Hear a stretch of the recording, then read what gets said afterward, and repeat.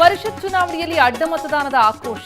ಧರ್ಮಸ್ಥಳದಲ್ಲೇ ಶಾಸಕಾಂಗ ಸಭೆಗೆ ಬಿಜೆಪಿ ನಿರ್ಧಾರ. ಆಣೆ ಮಾಡಿಸಲು ತೀರ್ಮಾನ.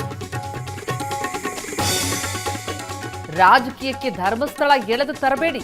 ವಿಜೇಂದ್ರ ನಿರ್ಧಾರಕ್ಕೆ ಜೋಶಿ, ಸುರೇಶ್ ಆಕ್ಷೇಪ.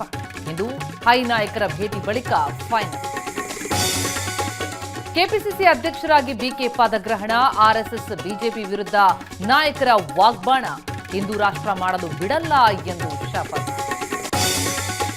ರಾಹುಲ್ ಗಾಂಧಿ ಪ್ರಧಾನಿ ಮಾಡಬೇಕು. 2029ಕ್ಕೆ ಅಜೆಂಡಾ ಸೆಟ್ ಮಾಡಿದ ಕಾಂಗ್ರೆಸ್. ಗೆಲುವಿಗಾಗಿ ಒಗ್ಗಟ್ಟಿನ ಮಂತ್ರ ಮಾತ್ರ. ಮಳೆಗಾಲದಲ್ಲೇ ಮಾಯವಾಯಿತು ಮುಂಗಾರು. ಹೇಳತೀರದಂತಾಯಿತು ಅನ್ನದಾತರ ಸ್ಥಿತಿ. ಬರಸಿಡಿಲಿಗೆ ಒಣಗಿ ಹೋಗ್ತಾ ಇದೆ ಬೆಳೆ. ತ್ರಿಕೋನ ಸರಣಿ ಗೆದ್ದ ಭಾರತ ಎ ತಂಡ.